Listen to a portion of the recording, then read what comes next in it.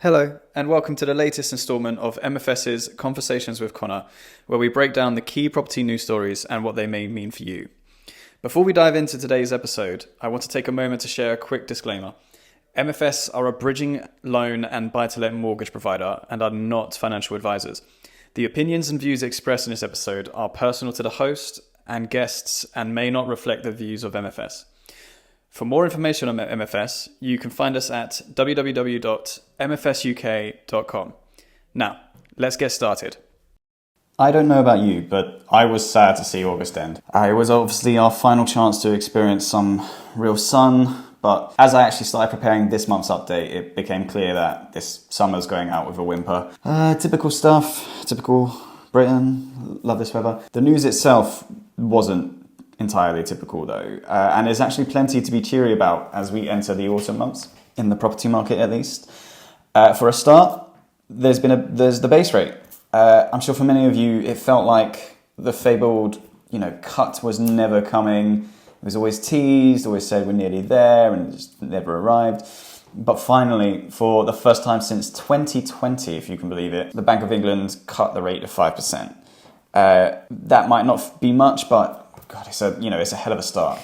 There's also been good news specifically in the bridging market. The latest stats from the Bridging and Development Lenders Association, previously known as the ASTL, show that bridging loan books hit a record high of 8.4 billion recently. Completions also rose by 15.4% between Q1 and Q2, and applications themselves sat around the 10 billion mark. As you can imagine, we're at MFS thrilled to see that more people are recognising just how useful and beneficial bridging can be for property investors and other borrowers.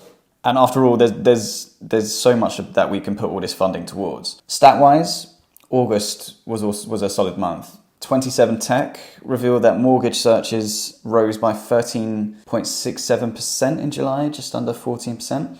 While data from RICS showed that buyer inquiries and agreed sales improved in the same month. Generally, it looks like lowering interest rates has reinvigorated the property market, and everybody's got a bit more confidence.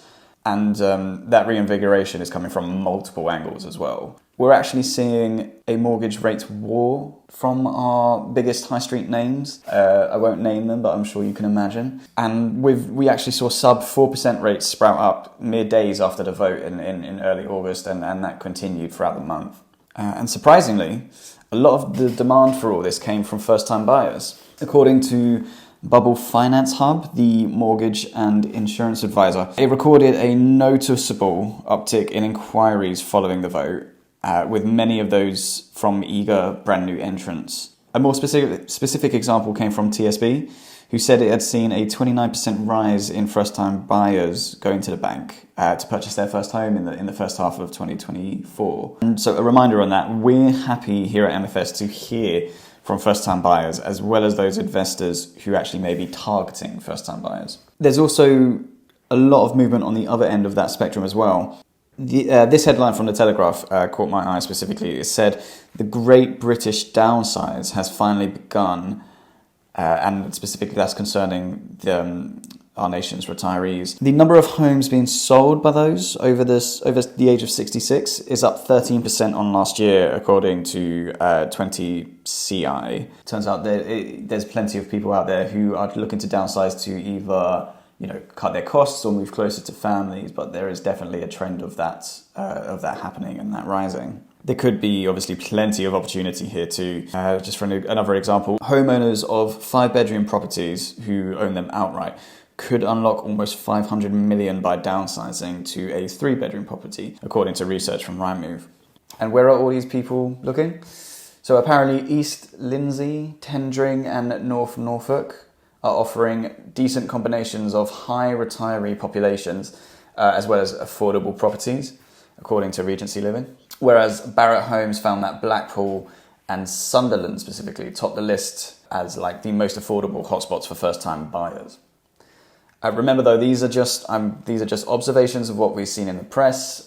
They are not recommendations. We would never recommend you to do anything with your investment plans. Please, ahead of any investment, do your own research or consult with qualified advisors before making any purchase. Just have to get that in there. Moving on to the rental market, there's been some dramatic news stories in recent weeks, especially from those operating in the capital. So obviously, we're all still keeping a close eye on what the government's doing, and Labour, courtesy of our housing minister Matthew Pennycook, promised not to introduce rent controls in England at the beginning of the month, at the beginning of August. But we are getting some mixed messages here. Reportedly, Sadiq Khan, Mayor of London, planned to ask the government for powers, or more powers, to introduce rent controls in London. Eventually, thankfully, it seemed that he had to back down there, but it's obviously not the first time he's floated the idea. Has come up a few times in recent years. Still, even here, if rent controls were introduced, there could be opportunity. Should rent controls come into play? Recent analysis found that around a third of landlords would sell up, which is not entirely unsurprising, and buyers could take advantage of this. And while we may not reach that point, it's fairly unlikely that rent controls be introduced, at least anytime soon. Other plans from the state could force some landlords to act and exit the market, allowing, again, potentially creating opportunities for others. So, for example, French-style hardship tests may be on their way, which may complicate the eviction process. And the government has confirmed that EPC targets are back on the agenda, and landlords will need to have a minimum of a grade C by 2030 if plans play out as they're expected to. The timing for this is solid though. If some landlords do sell up and others want to enter the market, because yields have actually hit a 10-year high of 6.3%. While tenant demand is still set to outpace supply well into at least 2030, according to Zero Deposit. Simply put, for the foreseeable future, there just isn't going to be a lack of demand from our nation's tenants. And where in the UK is proving particularly tempting, or could prove particularly tempting for investors? Well, research from Le Monde shows that some of the biggest growth in rental yields over the last year can be found in places like Brent, 1.3% growth, Ipswich, and I'm really sorry about the pronunciation here, especially for any Welsh listeners, Merthyr Tydfil in Wales, which has seen 1.4% growth in yield over the last year or so. Again, this isn't an exhaustive list, and you'll need to do your own research if it is actually yield you're after. Work with experts, work with advisors, work with accountants. We're just there for the specialist finance you need once you know where you want to go. It is on that though, it may be worth broadening your horizons if you're focused solely on the southeast England hotspots, if you can. Londoners are looking to leave the capital en masse at the moment. Various reasons behind this: costs, looking for more space. But regardless of why, people are looking to try and exit London. Also, if you are a landlord or you're looking to enter that market or expand your buy-to-let portfolio, it's worth keeping an eye on your competition. Your competition may throw up some surprising anomalies at the moment. Young people who are struggling to get on the ladder for themselves are instead becoming landlords. The accountancy group UHY Hacker Young recently found that there are more than 3,000 buy-to-let landlords under the age of 21 in the UK.